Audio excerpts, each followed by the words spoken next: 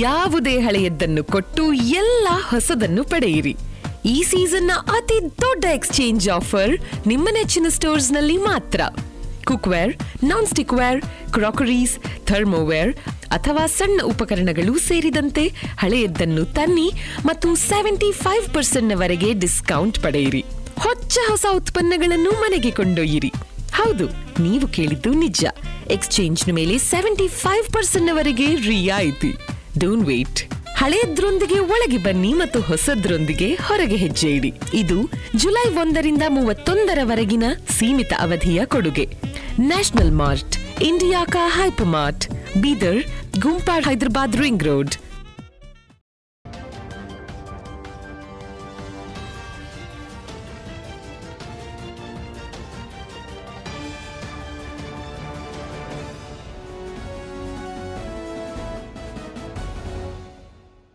ಎಲ್ರಿಗೂ ನಮಸ್ಕಾರ. ನೀವು ನೋಡ್ತಾ ಇದ್ದೀರಾ ಸುದ್ದಿ ಸಮಯ ನ್ಯೂಸ್ ಚಾನಲ್. ಇದು ಬೀದರ್ ಜಿಲ್ಲೆಯ ನಂಬರ್ 1 ಚಾನಲ್. ನಾನು ಮಹಾರ್ದ ಡಾಕುಳ್ಗಿ. ಮತ್ತೆ ಒಂದಿಷ್ಟು ಹೊಸ ಸುದ್ದಿಗಳನ್ನ ತೆಗೆದುಕೊಂಡು ನಾವು ನಿಮ್ಮ ಮುಂದೆ ಬರ್ತಾ ಇದ್ದೀವಿ. ಈ ದಿನದ ಪ್ರಮುಖ ಹೆಡ್ಲೈನ್ಸ್ಗಳನ್ನು ನೋಡ್ಕೊಂಡು ಬರೋಣ. ಬ್ರಿಮ್ಸ್ ಆಸ್ಪತ್ರೆಗೆ ದಿಢೀರ್ ಭೇಟಿ ನೀಡಿದ ಸಚಿವ ಈಶ್ವರ್ ಖಂಡ್ರೆ. ನೇರವಾಗಿ ರೋಗಿಗಳೊಂದಿಗೆ ಸಂವಾದ. ಆಸ್ಪತ್ರೆಯಲ್ಲಿನ ಸಂಪೂರ್ಣ ಸಮಸ್ಯೆಗಳ ಬಗ್ಗೆ ಮಾಹಿತಿ ಕಲೆ ಹಾಕಿದ ಸಚಿವರು. ವಿದ್ಯುತ್ ವ್ಯತ್ಯಯ ನಿರ್ಲಕ್ಷ್ಯತನದಿಂದ ಆಗಿದ್ದರೆ ಕ್ಷಮಿಸಲಾಗದು. ತಪ್ಪಿತಸ್ಥರ ಮೇಲೆ ಕ್ರಮ ಕೈಗೊಳ್ಳುವ ಭರವಸೆ. ಮೂರು ದಿನಗಳ ಕಾಲ ಬಿಲ್ಟೆಕ್ ವಸ್ತು ಪ್ರದರ್ಶನಕ್ಕೆ ಚಾಲನೆ ನೀಡಿದ ಮಾಜಿ ಸಚಿವ ಬಂಡೆಪ್ಪ ಖಾಶೆಂಪೂರ್. ಕಡಿಮೆ ದರದಲ್ಲಿ ಉತ್ತಮ ಗುಣಮಟ್ಟದ ಮನೆ ಕಟ್ಟಿಸುವ ಯೋಜನೆ ಜನತೆಗೆ ನೀಡಲು ಸಲಹೆ. 3 ದಿನಗಳ ಕಟ್ಟಡ ಸಾಮಗ್ರಿಗಳ ವಸ್ತು ಪ್ರದರ್ಶನದಲ್ಲಿ ಪಾಲ್ಗೊಳ್ಳಲು ಇಂಜಿನಿಯರ್ ಹಾವಶೆಟ್ಟಿ ಪಾಟೀಲ್ ಕೋರಿಕೆ. ದಲಿತರ ವಿವಿಧ ಹಕ್ಕುಗಳಿಗಾಗಿ ನಗರದ ತಹಸೀಲ್ ಕಚೇರಿ ಮುಂದೆ ದಲಿತ ಸಂಘರ್ಷ ಸಮಿತಿ ಅಂಬೇಡ್ಕರ್ ವತಿಯಿಂದ ಪ್ರತಿಭಟನೆ. ರಾಜ್ಯದಾದ್ಯಂತ 250 ತಾಲೂಕುಗಳ ಮುಂದೆ ಏಕಕಾಲಕ್ಕೆ ಹೋರಾಟ ನಡೆಸಲಾಗ್ತಾ ಇದೆ. ಸರ್ಕಾರ ದಲಿತರ ಬೇಡಿಕೆಗಳನ್ನು ಈಡೇರಿಸಬೇಕು. ರಮೇಶ್ ಡಾಕುಳ್ಗಿ. ಮಾಜಿ ಸಚಿವ ಪ್ರಭು ಚವ್ಹಾಣ್ ಪುತ್ರ ಪ್ರತೀಕ್ ಚವ್ಹಾಣ್ ಮೇಲೆ ಗಂಭೀರ ಆರೋಪ ಮಾಡಿದ ಯುವತಿ ಮದುವೆಯಾಗುವುದಾಗಿ ನಂಬಿಸಿ ಮೋಸ ಮಾಡಿದ್ದಾರೆ ಎಂದು ಮಹಿಳಾ ಆಯೋಗಕ್ಕೆ ದೂರು. ಪ್ರತೀಕ್ ಚವ್ಹಾಣ್ ಮೇಲೆ ಕ್ರಮ ಕೈಗೊಳ್ಳಲು ಗೃಹ ಸಚಿವರಿಗೆ ಮತ್ತು ಪೊಲೀಸ್ ಮಹಾನಿರ್ದೇಶಕರಿಗೆ ಪತ್ರ ಬರೆದ ಸಂತ್ರಸ್ತ ಕುಟುಂಬ. ಇಂದಿನ ಒಂದಿಷ್ಟು ವಾರ್ತೆಗಳ ವಿವರಗಳನ್ನು ನೋಡ್ಕೊಂಡು ಬರೋಣ. ಇತ್ತೀಚೆಗೆ ಬೀದರ್ ಬ್ರಿಮ್ಸ್ ಅಂದರೆ ಆಸ್ಪತ್ರೆಯಲ್ಲಿ ವಿದ್ಯುತ್ ವ್ಯತ್ಯಯದಿಂದ ರೋಗಿಗಳಿಗೆ ತೊಂದರೆ ಉಂಟಾದ ಹಿನ್ನೆಲೆಯಲ್ಲಿ ಅರಣ್ಯ, ಜೀವಿಶಾಸ್ತ್ರ, ಪರಿಸರ ಹಾಗೂ ಬೀದರ್ ಜಿಲ್ಲಾ ಉಸ್ತುವಾರಿ ಸಚಿವ ಈಶ್ವರ್ ಬಿ ಖಂಡ್ರೆ ಅವರು ಇಂದು ಬ್ರಿಮ್ಸ್ ಆಸ್ಪತ್ರೆಗೆ ದಿಢೀರ್ ಭೇಟಿ ನೀಡಿ ಪರಿಸ್ಥಿತಿಯನ್ನು ಪರಿಶೀಲನೆ ಮಾಡಿದ್ದಾರೆ. ಸಚಿವರು ನೇರವಾಗಿ ಆಸ್ಪತ್ರೆಯ ರೋಗಿಗಳೊಂದಿಗೆ ಸಂವಾದವನ್ನು ನಡೆಸಿದ್ದಾರೆ. ಅವರಿಗೆ ನೀಡಲಾಗ್ತಾ ಇರುವಂತಹ ಚಿಕಿತ್ಸೆ ಸೌಲಭ್ಯಗಳು ಮತ್ತು ವೈದ್ಯರು ಹಾಗೂ ಸಿಬ್ಬಂದಿಯವರ ಆಸ್ಪತ್ರೆಯೊಳಗಿನ ಒಂದು ಸಮಸ್ಯೆಗಳ ಬಗ್ಗೆ ಸಂಪೂರ್ಣ ಮಾಹಿತಿಯನ್ನು ಕಲೆ ಹಾಕಿದ್ದಾರೆ. ಬ್ರಿಮ್ಸ್ನಲ್ಲಿ ಸಂಭವಿಸಿದ ವಿದ್ಯುತ್ ವ್ಯತ್ಯಯದ ಕುರಿತು ಅವರು ಗಂಭೀರವಾಗಿ ಗಮನ ಹರಿಸಿದ್ದು, ಈ ಘಟನೆ ನಿರ್ಲಕ್ಷ್ಯತನದಿಂದ ಉಂಟಾಗಿದ್ದರೆ ಅದನ್ನು ಯಾವುದೇ ಕಾರಣಕ್ಕೂ ಕೂಡ ಕ್ಷಮಿಸಲಿಕ್ಕೆ ಸಾಧ್ಯವೇ ಇಲ್ಲ ಅನ್ನುವಂಥ ಮಾತನ್ನು ಹೇಳಿದ್ದಾರೆ. ಈ ಕುರಿತು ತಕ್ಷಣ ತನಿಖೆ ನಡೆಸಿ ವರದಿ ನೀಡುವಂತೆ ಜಿಲ್ಲಾಧಿಕಾರಿಗಳಿಗೆ ಈಗಾಗಲೇ ನಾನು ಸೂಚನೆಯನ್ನು ಕೊಟ್ಟಿದ್ದೇನೆ. ವರದಿ ಬಂದ ತಕ್ಷಣ ತಪ್ಪಿತಸ್ಥರ ವಿರುದ್ಧ ಕ್ರಮ ಕೈಗೊಳ್ಳುವುದಾಗಿ ಸಚಿವ ಈಶ್ವರ್ ಬಿ ಖಂಡ್ರೆ ಹೇಳಿದರು. ಮಲ್ಟಿ ಸ್ಪೆಷಾಲಿಟಿ ಹೃದ್ರೋಗ ಚಿಕಿತ್ಸಾ ಕೇಂದ್ರದ ಕೆಲಸ ಈಗಾಗಲೇ ಮುಗಿದಿದೆ. ಕಾರ್ಡಿಯಾಲಜಿಸ್ಟ್ ನೇಮಕಾತಿ ಕುರಿತು ಪ್ರಕ್ರಿಯೆ ಜಾರಿಯಲ್ಲಿದೆ. ಶೀಘ್ರವೇ ಅದನ್ನು ಆರಂಭಿಸಿ ಸಾರ್ವಜನಿಕರಿಗೆ ಅನುಕೂಲ ಮಾಡಿಕೊಡಲಾಗುವುದು ಎಂದು ಸಚಿವ ಈಶ್ವರ್ ಖಂಡ್ರೆ ಭರವಸೆ ನೀಡಿದರು. ಆಸ್ಪತ್ರೆಯಲ್ಲಿ ಒಂದು ನೀರು, ಸ್ವಚ್ಛತೆ, ಚಿಕಿತ್ಸೆ, ಔಷಧಿ ವಿತರಣೆ ಎಲ್ಲವೂ ಸುಗಮವಾಗಿ ನಡೆಸುವಂತೆ ಸೂಚನೆ ನೀಡಲಾಗಿದೆ. ಸಾರ್ವಜನಿಕರ ರಕ್ಷಣೆ ನಮ್ಮ ಸರ್ಕಾರದ ಆದ್ಯ ಕರ್ತವ್ಯವಾಗಿದೆ ಎನ್ನುವಂಥ ಮಾತನ್ನು ಕೂಡ ಸಚಿವರು ಹೇಳಿದರು. ಆಸ್ಪತ್ರೆಯಲ್ಲಿ ಯಾವುದೇ ರೀತಿಯ ಅಸೌಕರ್ಯವಾಗದಂತೆ ಕ್ರಮ ಕೈಗೊಳ್ಳುತ್ತೇವೆ. ಜನತೆಗೆ ಉತ್ತಮ ಗುಣಮಟ್ಟದ ಆರೋಗ್ಯ ಸೇವೆಯನ್ನು ಒದಗಿಸಲಿಕ್ಕೆ ನಮ್ಮ ಸರ್ಕಾರ ಬದ್ಧವಾಗಿದೆ ಎಂದು ಸಚಿವ ಈಶ್ವರ್ ಖಂಡ್ರೆ ಹೇಳಿದರು. ಈ ಸಂದರ್ಭದಲ್ಲಿ ಪೌರಾಡಳಿತ ಸಚಿವ ರಹೀಂ ಖಾನ್, ಜಿಲ್ಲಾ ಪಂಚಾಯತ್ ಮುಖ್ಯ ಕಾರ್ಯನಿರ್ವಾಹಕ ಅಧಿಕಾರಿ ಡಾಕ್ಟರ್ ಗಿರೀಶ್ ಬದೋಲೆ, ಜಿಲ್ಲಾ ಪೊಲೀಸ್ ವರಿಷ್ಠಾಧಿಕಾರಿ ಪ್ರದೀಪ್ ಗುಂಟಿ, ಬ್ರಿಮ್ಸ್ ನಿರ್ದೇಶಕ ಶಿವಕುಮಾರ್ ಶೆಟ್ಕಾರ್, ವೈದ್ಯಾಧಿಕಾರಿಗಳು ಸೇರಿದಂತೆ ಇನ್ನಿತರರು ಉಪಸ್ಥಿತರಿದ್ದರು. ಬೀದರ್ ವೈಜ್ಞಾನಿಕ ವಿಜ್ಞಾನ ಸಂಸ್ಥೆಗೆ ನಾನು ಮತ್ತು ರಹೀಂ ಖಾನ್ ಅವರು ನಮ್ಮ ಹಿರಿಯ ಅಧಿಕಾರಿಗಳ ಜೊತೆಯಲ್ಲಿ ಭೇಟಿ ಕೊಟ್ಟಿದ್ದೇವೆ. ನಾನು ಉಸ್ತುವಾರಿ ಮಂತ್ರಿ ಆದಮೇಲೆ ಸುಮಾರು ಸಲ ಈ ವೈದ್ಯಕೀಯ ವಿಜ್ಞಾನ ಸಂಸ್ಥೆಗೆ ಭೇಟಿ ಕೊಟ್ಟಿದ್ದೇನೆ. ಬೀದರ್ ಜಿಲ್ಲೆಯ ಬಡ ರೋಗಿಗಳಿಗೆ ಉತ್ತಮವಾದಂಥ ಗುಣಮಟ್ಟದ ಚಿಕಿತ್ಸೆ ಕೊಡಬೇಕು ಮತ್ತು ಇಲ್ಲಿ ಯಾರಿಗೂ ಇವತ್ತು ಯಾವುದೇ ರೀತಿಯ ತೊಂದರೆ ಆಗಬಾರ್ದು ಅನ್ನುವಂಥದ್ದು. ಅದ್ರ ಜೊತೆಯಲ್ಲಿ ಬ್ರಿಮ್ಸ್ ಸೂಪರ್ ಸ್ಪೆಷಾಲಿಟಿ ಹೃದ್ರೋಗ ಘಟಕವನ್ನು ಪ್ರಾರಂಭ ಮಾಡಿದ್ದೇವೆ. ಈಗಾಗಲೇ ಅದು ಕಾಮಗಾರಿ ಮುಗಿದಿದೆ. ಮಾನ್ಯ ಮುಖ್ಯಮಂತ್ರಿಗಳು ಉದ್ಘಾಟನೆ ಮಾಡಿದರೂ ವೈದ್ಯರ ಕೊರತೆಯನ್ನು, ತಜ್ಞ ವೈದ್ಯರನ್ನು ಬೇಕಾಗಬೇಕಾಗಿತ್ತು, ಕಾರ್ಡಿಯಾಲಜಿಸ್ಟ್ ಬೇಕಾಗಬೇಕಾಗಿತ್ತು. ಆ ಕಾರ್ಡಿಯಾಲಜಿಸ್ಟ್ ನೇಮಕಾತಿ ಇನ್ನೂ ಆಗಿಲ್ಲ ಅನ್ನುವಂಥದ್ದು. ಎಲ್ಲ ವಾರ್ಡ್ಗಳಿಗೆ ಭೇಟಿ ಕೊಟ್ಟಿದ್ದೇನೆ. ಇವತ್ತು ರೋಗಿಗಳ ಜೊತೆಯಲ್ಲಿ, ಪೋಷಕರ ಜೊತೆಯಲ್ಲಿ, ಚರ್ಚೆ ಮಾಡಿದ್ದೇನೆ. ಗುಣಮಟ್ಟದ ಆಹಾರ ಕೊಡುವಂಥದ್ರ ಬಗ್ಗೆ, ಸ್ವಚ್ಛತೆ ಬಗ್ಗೆ ಇವತ್ತು ನಮ್ಮ ವೈದ್ಯರು, ವೈದ್ಯಕೀಯ ಸಿಬ್ಬಂದಿಯವರು ಅವ್ರ ಜೊತೆಯಲ್ಲಿ ಯಾವ ರೀತಿಯಲ್ಲಿ ಚಿಕಿತ್ಸೆ ಕೊಡ್ತಾ ಇದ್ದಾರೆ, ಔಷಧಿ ಕೊಡ್ತಾ ಇದ್ದಾರೆ, ಅವೆಲ್ಲದರ ಬಗ್ಗೆ ಮಾಹಿತಿಯನ್ನು ಪಡೆದುಕೊಂಡಿದ್ದೇನೆ. ಇನ್ನೂ ಉತ್ತಮವಾದಂಥ ಗುಣಮಟ್ಟದ ಚಿಕಿತ್ಸೆ ಇದರಲ್ಲಿ ಸುಧಾರಣೆ ಮಾಡುವಂಥದ್ದು ಅವಶ್ಯಕತೆ ಇದೆ ಅಂತ ನನಗೆ ಅನ್ನಿಸ್ತಾ ಇದೆ. ಹೀಗಾಗಿ ಮತ್ತೆ ಒಂದು ಸಭೆ ಮಾಡಿ ಇದರಲ್ಲಿ ಏನೇನೋ ನ್ಯೂನತೆಗಳಿದೆ, ಕೊರತೆ ಇದೆ, ಸರಿಪಡಿಸುವಂಥ ಕೆಲಸ ನಾವು ಮಾಡ್ತೇವೆ. ಸರ್, ಈ ಹಿಂದೆ ಸರ್ ಬ್ರಿಮ್ಸ್ ಕೆಳಗೆ 3 ದಿವಸಗಳ ಕಾಲ ನಡೆಯುವ ಬಿಲ್ಡ್ ಟೆಕ್ ವಸ್ತು ಪ್ರದರ್ಶನಕ್ಕೆ ಸಂಭ್ರಮದ ಚಾಲನೆ ಸಿಕ್ಕಿದೆ. ಮಾಜಿ ಸಚಿವರಾದ ಬಂಡೆಪ್ಪ ಖಾಶೆಂಪೂರ್ ಅವರು ವಸ್ತು ಪ್ರದರ್ಶನಕ್ಕೆ ಚಾಲನೆಯನ್ನು ನೀಡಿದರು. ಇಂಡಿಯನ್ ಕಾಂಕ್ರೀಟ್ ಸಂಸ್ಥೆ, ಕ್ರೆಡಾಯ್ ಸಂಸ್ಥೆ ಮತ್ತು US ಕಮ್ಯುನಿಕೇಷನ್ ವತಿಯಿಂದ ಆಯೋಜನೆ ಮಾಡಿರುವಂತಹ ಈ ವಸ್ತು ಪ್ರದರ್ಶನದಲ್ಲಿ ಹುಬ್ಬಳ್ಳಿ, ಬೆಂಗಳೂರು, ಮೈಸೂರು ಸೇರಿದಂತೆ ಹಲವು ಕಡೆಗಳಿಂದ ಸುಮಾರು 70ಕ್ಕೂ ಹೆಚ್ಚು ಕಂಪನಿಗಳು ಪಾಲ್ಗೊಂಡಿವೆ ಎಂದು ಇಂಜಿನಿಯರ್ ಹೌಶೆಟ್ಟಿ ಪಾಟೀಲ್ ಹೇಳಿದರು. ಈ ಬಾರಿ ವಾಟರ್ ಪ್ರೂಫ್ ರೂಫ್ ವಸ್ತು ಹೊಸದಾಗಿ ಬಂದಿದೆ. ಮಳೆ ಬಿದ್ದರೆ ಶಬ್ದ ಬರುವುದಿಲ್ಲ, ಜೊತೆಗೆ ಬೇಸಿಗೆಯಲ್ಲಿ ಮನೆ ತಂಪಾಗಿರುತ್ತದೆ ಎನ್ನುವಂಥ ಮಾತನ್ನು ಹೇಳಿದರು. ಹೀಗೆ ಸ್ಟೀಲ್, ಸಿಮೆಂಟ್, ಪ್ಲೈವುಡ್, ಸ್ಯಾಂಡ್, ವಿದ್ಯುತ್ ಉಪಕರಣಗಳು ಸೇರಿದಂತೆ ಇಂಟೀರಿಯರ್ ಡಿಸೈನಿಂಗ್ ವಸ್ತುಗಳು ಸೇರಿದಂತೆ ಹಲವಾರು ಗೃಹೋಪಯೋಗಿ ವಸ್ತುಗಳು ಇಲ್ಲಿವೆ. ಜಿಲ್ಲೆಯ ಜನತೆ ತಮ್ಮ ಕುಟುಂಬ ಸಮೇತರಾಗಿ ಶನಿವಾರ ಮತ್ತು ಭಾನುವಾರ ಆಗಮಿಸಿ ತಮ್ಮ ಕನಸಿನ ಮನೆಗೆ ಬೇಕಾಗುವಂತಹ ವಸ್ತುಗಳ ಬಗ್ಗೆ ಸಮಗ್ರ ಮಾಹಿತಿಯನ್ನು ಪಡ್ಕೊಳ್ಬೇಕು ಮತ್ತು ವಸ್ತುಗಳನ್ನು ಖರೀದಿಸಬೇಕು ಅನ್ನುವಂಥ ಮಾತನ್ನು ಕೂಡ ಹೇಳಿದರು. ಮಾಜಿ ಸಚಿವರಾದ ಬಂಡೆಪ್ಪ ಖಾಶೆಂಪೂರ್ ಅವರು ಮಾತನಾಡಿ, ಹಿಂದೆಗಿಂತಲೂ ಇಂದು ಟೆಕ್ನಾಲಜಿ ತುಂಬ ವೇಗವಾಗಿ ಬೆಳೀತಾ ಇದೆ. ಕಟ್ಟಡ ಸಾಮಗ್ರಿಗಳ ದರವೂ ಕೂಡ ಏರುತ್ತಾ ಹೋಗ್ತಾ ಇದೆ. ಆದರೆ ಎಲ್ಲ ಇಂಜಿನಿಯರ್ ಸಂಸ್ಥೆಗಳು ಬಡವರಿಗೆ ಮತ್ತು ಮಧ್ಯಮ ವರ್ಗದವರಿಗೆ ಕಡಿಮೆ ದರದಲ್ಲಿ ಮನೆ ನಿರ್ಮಾಣ ಮಾಡಿಕೊಡುವ ಕುರಿತು ಹೆಚ್ಚು ಮುತುವರ್ಜಿಯನ್ನು ವಹಿಸಬೇಕು. ಇದರಿಂದ ಬಡವರಿಗೂ ಅನುಕೂಲವಾಗುತ್ತದೆ. ಕಡಿಮೆ ದರದ ಯಾವ ಕಂಪನಿಗಳಿವೆ ಎಂಬುದನ್ನು ತಿಳಿದುಕೊಂಡು ಅವರಿಗೆ ಇಲ್ಲಿಗೆ ಆಹ್ವಾನವನ್ನು ನೀಡಿ, ಹೊರಗಡೆಗಿಂತಲೂ ಕೂಡ ಈ ವಸ್ತು ಪ್ರದರ್ಶನದಲ್ಲಿ ಕನಿಷ್ಠ 10% ಹಣ ಉಳಿತಾಯ ಆದರೂ ಕೂಡ ಅದು ಬಡವರಿಗೆ ಸಾಕಷ್ಟು ಅನುಕೂಲವಾಗುತ್ತದೆ. ಈ ನಿಟ್ಟಿನಲ್ಲಿ ಯೋಜನೆಗಳನ್ನು ಇಂಜಿನಿಯರ್ಸ್ಗಳು ರೂಪಿಸಬೇಕು ಎನ್ನುವಂಥ ಸಲಹೆಯನ್ನು ಬಂಡೆಪ್ಪ ಖಾಶೆಂಪೂರ್ ಅವರು ನೀಡಿದರು. ಇದೇ ವೇಳೆ ಕಾರ್ಯಕ್ರಮದ ದಿವ್ಯ ಸಾನ್ನಿಧ್ಯವನ್ನು ಪೂಜ್ಯ ಶ್ರೀ ಜ್ಯೋತಿರ್ಮಯಾನಂದ ಶ್ರೀಗಳು ವಹಿಸಿ ಅವರು ಕೂಡ ಒಂದು ಉಪನ್ಯಾಸವನ್ನು ನೀಡಿ ಇಂಜಿನಿಯರ್ಸ್ಗಳು ಮನೆಗಳನ್ನು ಕಟ್ಟುವುದರ ಜೊತೆಗೆ ಮನಸ್ಸುಗಳನ್ನು ಕೂಡ ಕಟ್ಟಬೇಕು ಅನ್ನುವಂಥ ಮಾತನ್ನು ಹೇಳಿದರು.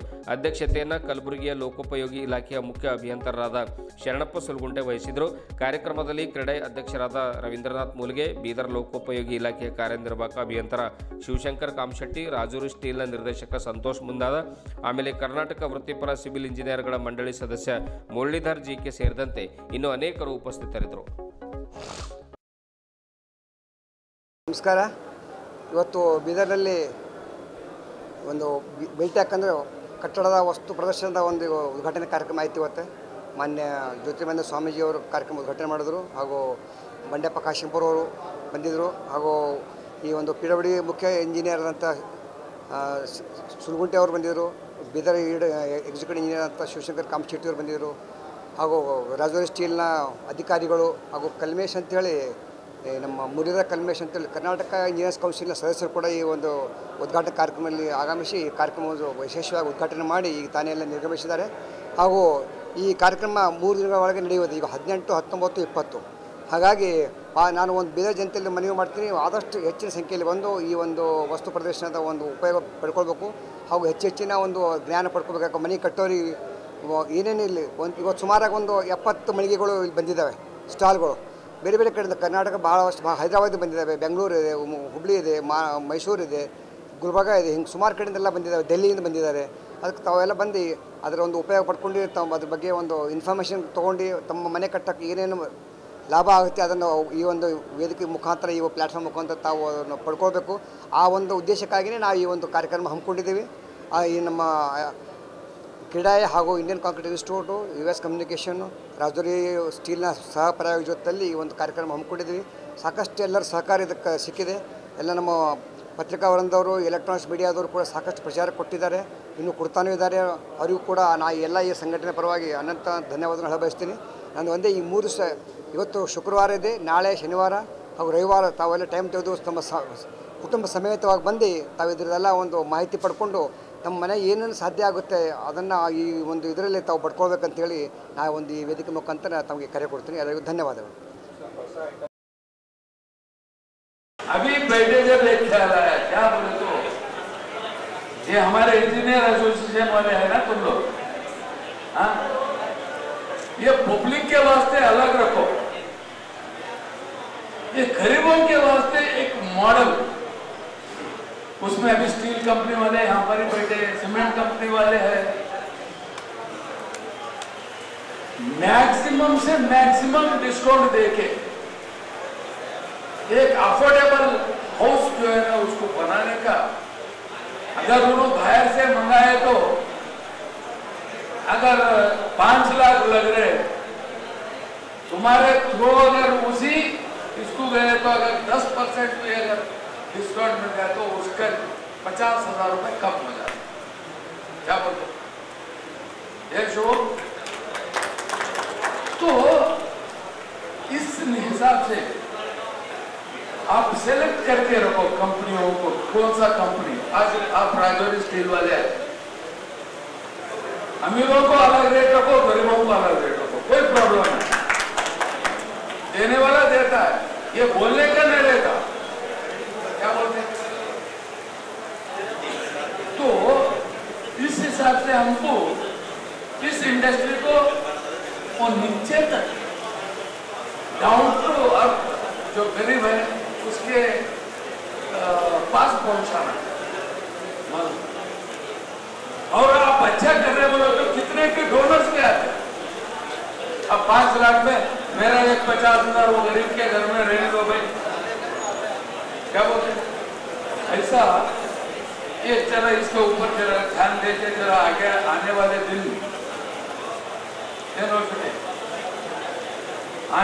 दिन जो है ना इसके ऊपर जरा काम करो। बाकी तो कंपटीशन है, सभी है, एक से एक बड़ा। हाँ, और जो हम 100 रुपए को मार्बल डालते, ग्रेनाइट डालते, अब गए तो अमीरों के पास गए तो 1000 रुपए भी है। इटालियन मार्बल तो 1,500 2,000 तक चलेगा। क्या बोलते? तो ऐसा इससे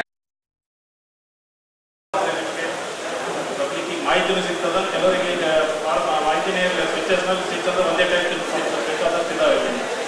ಈಗ ನಾವು ವಿಧ ವಿಧ ಇದು ನೋಡಿದ್ದೇವೆ, ಗೀಟ್ ಫೋನ್ಸ್ ಆ ಥರ ಎಲ್ಲ ಫೋನ್ಸ್ ನೋಡಿದ್ದೇವೆ. ಮಾಡರ್ನ್ ಹೊಸ ಟೆಕ್ನಾಲಜಿ ಪ್ರಕಾರ ಗೀದರ್ ಯೂಸ್ ಮಾಡ್ತಾರೆ, ಗೀಟ್ ಫೋನ್ಸ್ ಯೂಸ್ ಮಾಡ್ತಾರೆ. ಇದು ಮಾಹಿತಿ ಸಿಗ್ತದೆ, ಕೆಲವರು ಯೂಸ್ ಮಾಡ್ತಾರೆ ದೊಡ್ಡ ಬಿಲ್ಡಿಂಗ್ನಲ್ಲಿ ಆ ಥರದ್ದು.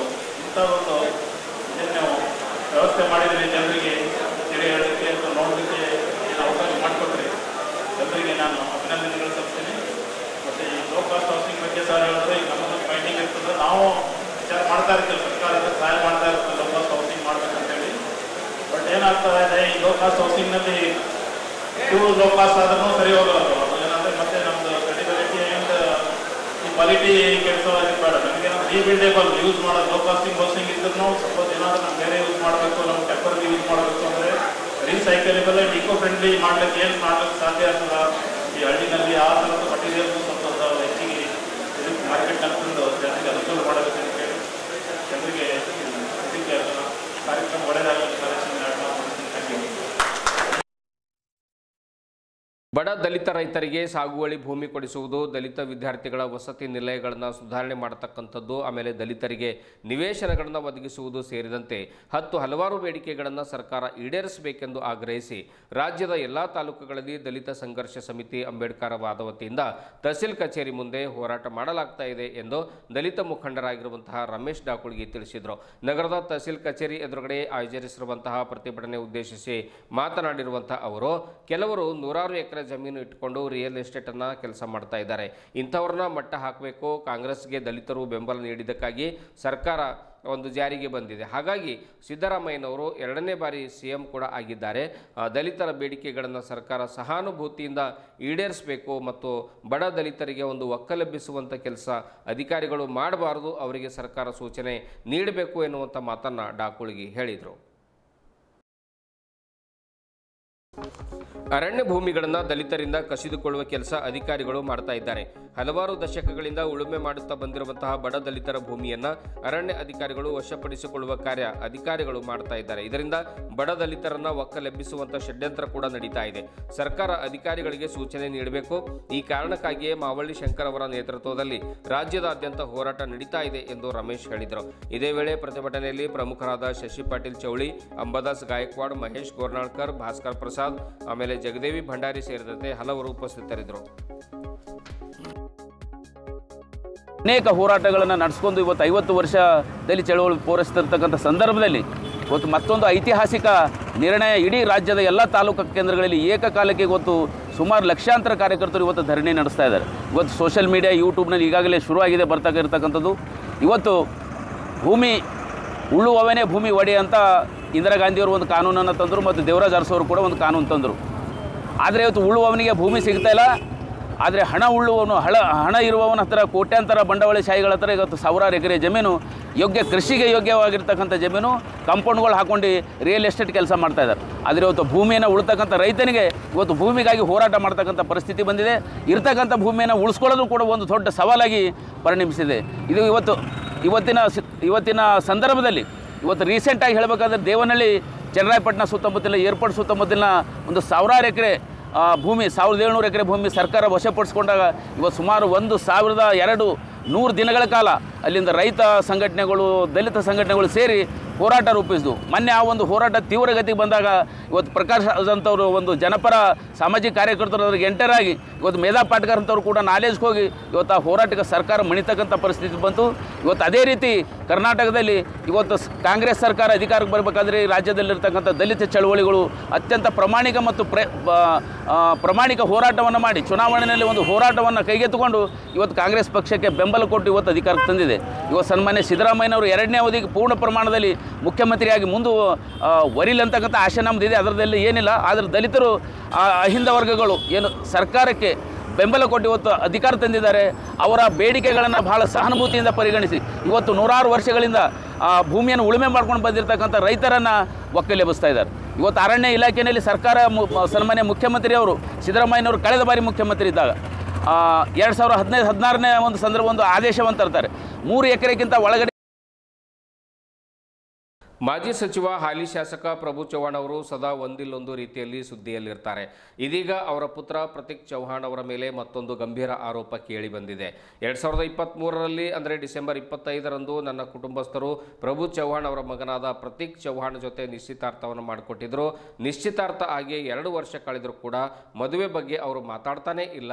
ಈ ವರ್ಷ ಕಳೆದರೂ ಕೂಡ ಮದುವೆ ಬಗ್ಗೆ ಮಾತನಾಡಿದರೆ ಪದೇ ಮುಂದೆ ಹಾಕ್ತಾ ಇದ್ದಾರೆ ಎನ್ನುವಂಥ ಒಂದು ದೂರನ್ನು ಮಹಿಳಾ ಆಯೋಗಕ್ಕೆ ಒಂದು ಸಂತ್ರಸ್ತ ಯುವತಿ ಕೊಟ್ಟಿದ್ದಾರೆ. ಈ ನಡುವೆ ಶಿರ್ಡಿ ಲಾತೂರ್ಗೆ ಹೋದಾಗ ಪ್ರತೀಕ್ ಚವ್ಹಾಣ್ ನನ್ನ ಮೇಲೆ ಲೈಂಗಿಕ ಒಂದು ದೌರ್ಜನ್ಯ ಎಸಗಿದ್ದಾರೆ ಎಂದು ಯುವತಿ ಪ್ರತೀಕ್ ಚವ್ಹಾಣ್ ಮೇಲೆ ಗಂಭೀರ ಆರೋಪವನ್ನು ಮಾಡಿದ್ದಾರೆ. ಜೊತೆಗೆ ಬೆಂಗಳೂರಿನಲ್ಲಿ ಮಹಿಳಾ ಆಯೋಗಕ್ಕೆ ದೂರು ಕೂಡ ಸಲ್ಲಿಸಿದ್ದಾರೆ. ಪ್ರತೀಕ್ ಚವ್ಹಾಣ್ ವಿರುದ್ಧ ಸೂಕ್ತ ಕ್ರಮ ಕೈಗೊಳ್ಳಬೇಕೆಂದು ಗೃಹ ಸಚಿವ ಜಿ ಪರಮೇಶ್ವರ್ ಅವರಿಗೆ ಹಾಗೂ ಪೊಲೀಸ್ ಮಹಾನಿರ್ದೇಶಕರಿಗೂ ಕೂಡ ಪತ್ರ ಬರೆದು ಮನವಿ ಕೂಡ ಮಾಡಿಕೊಂಡಿದ್ದಾರೆ ಎನ್ನುವಂತಹ ಒಂದು ಮಾಹಿತಿ ಕೂಡ ಬಂದಿದೆ. ಶೀಘ್ರದಲ್ಲೇ ಬೆಂಗಳೂರಿನಲ್ಲಿ ಪತ್ರಿಕಾಗೋಷ್ಠಿಯನ್ನು ನಡೆಸಿ ಪ್ರತೀಕ್ ಚವ್ಹಾಣ್ ವಿರುದ್ಧ ಎಲ್ಲ ಒಂದು ವಿಷಯಗಳನ್ನು ಅವರ ಬಗ್ಗೆ ತಿಳಿಸ್ತೇನೆ ಎನ್ನುವಂತಹ ಒಂದು ಮಾತನ್ನು ಕೂಡ ಅವರು ಹೇಳಿದ್ದಾರೆ ಎನ್ನುವಂಥ ಮಾತನ್ನು ಕೂಡ ಆ ವಿಷಯಗಳು ಬಲ್ಲ ಮೂಲಗಳಿಂದ ನಮಗೆ ತಿಳಿದು ಬಂದಿರತಕ್ಕಂಥದ್ದಾಗಿದೆ. ಮದುವೆಯಾಗುವುದಾಗಿ ನಂಬಿಸಿ ಪ್ರತೀಕ್ ಚವ್ಹಾಣ್ ನಿನಗೆ ಮೋಸ ಮಾಡಿದ್ದಾರೆ. 2023ರ ಡಿಸೆಂಬರ್ 25ರಂದು ಪ್ರಭು ಚವ್ಹಾಣ್ ಪುತ್ರ ಪ್ರತೀಕ್ ಚವ್ಹಾಣ್ಗೂ ಯುವತಿಗೂ ನಿಶ್ಚಿತಾರ್ಥ ಆಗಿತ್ತು. ಸಾವಿರಾರು ಜನರು ಇದಕ್ಕೆ ಸಾಕ್ಷಿ ಕೂಡ ಆಗಿದ್ರು. ಇದೀಗ ನನಗೆ ಅನ್ಯಾಯವಾಗಿದೆ. 2 ವರ್ಷ ಕಳೆದರೂ ಕೂಡ ಮದುವೆ ವಿಚಾರ ಮಾತ್ರ ಮಾತಾಡ್ತಾ ಇಲ್ಲ. ಪದೇ ಮದುವೆಯನ್ನ ಮುಂದೂಡ್ತಾ ಇದ್ದಾರೆ. ಈ ಕುರಿತು ಬೀದರ್ನಲ್ಲಿ ದೂರು ನೀಡಲು ಹೋದರೆ ಪೊಲೀಸರು ಕೂಡ ದೂರು ಸ್ವೀಕಾರ ಮಾಡ್ತಾ ಇಲ್ಲ. ಆದ್ದರಿಂದ ಬೆಂಗಳೂರಿನ ಮಹಿಳಾ ಆಯೋಗಕ್ಕೆ ನಾವು ದೂರು ಸಲ್ಲಿಸಿದ್ದೇವೆ ಎಂದು ಸಂತ್ರಸ್ತ ಯುವತಿ ಹಾಗೂ ಕುಟುಂಬಸ್ಥರು ದೂರು ನೀಡಿರುವಂತಹ ಆ ಒಂದು ಪತ್ರದಲ್ಲಿ ಉಲ್ಲೇಖ ಮಾಡಿದ್ದಾರೆ. ಕಳೆದ 3 ವರ್ಷಗಳ ಹಿಂದೆ ಗಂಗಾರಾಮ್ ರಾಠೋಡ್ ಎನ್ನುವಂತಹ ಒಂದು ಕುಟುಂಬಸ್ಥರು ಕೂಡ ಇದೇ ರೀತಿಯ ಒಂದು ಪತ್ರಿಕಾಗೋಷ್ಠಿಯನ್ನ ಬೀದರ್ನ ಒಂದು ಪತ್ರಿಕಾ ಭವನದಲ್ಲಿ ಮಾಡಿ ಇದೇ ರೀತಿಯಾಗಿ ಮದುವೆ ಆಗುವುದಾಗಿ ಒಂದು ಹೇಳಿ ಅಲ್ಲಿಯೂ ಕೂಡ ಪ್ರತೀಕ್ ಚವ್ಹಾಣ್ ಅವರು ಮೋಸ ಮಾಡಿದ್ದಾರೆ, ಅವರ ಕುಟುಂಬ ಮೋಸ ಮಾಡಿದೆ ಎನ್ನುವಂತಹ ಒಂದು ಪತ್ರಿಕಾಗೋಷ್ಠಿಯನ್ನ ಮಾಡಿ ಹೇಳಿರ್ತಕ್ಕಂಥದ್ದು ಕೂಡ ಇಲ್ಲಿ ಉಲ್ಲೇಖನೀಯವಾಗಿರ್ತಕ್ಕಂಥದ್ದು. ಮತ್ತೆ ಈಗ ಪ್ರತೀಕ್ ಚವ್ಹಾಣ್ ಅವರಿಂದ ಅದೇ ಒಂದು ಮಂತ್ರ ಮುಂದುವರೆದಿದೆ ಅಂತಾನೂ ಕೂಡ ಇಲ್ಲಿ ಸಾಕಷ್ಟು ಸಾರ್ವಜನಿಕರು ಔರಾದ್ ತಾಲೂಕಿನ ಸಾರ್ವಜನಿಕರು ಮಾತಾಡ್ಕೊಳ್ತಾ ಇದ್ದಾರೆ ಎನ್ನುವಂಥ ಮಾಹಿತಿ ಕೂಡ ಬರ್ತಾ ಇದೆ. ಸೊ ಹಾಗಾಗಿ ಪ್ರತೀಕ್ ಚವ್ಹಾಣ್ ವಿರುದ್ಧ ಒಂದು ದೂರನ್ನು ಸಲ್ಲಿಸಿದ್ದಾರೆ. ಅವರ ಮೇಲೆ ಕ್ರಮ ಆಗಬೇಕು ಎನ್ನುವಂಥ ಮಾತನ್ನು ಕೂಡ ಕುಟುಂಬಸ್ಥರು ಹೇಳ್ತಾ ಇದ್ದಾರೆ.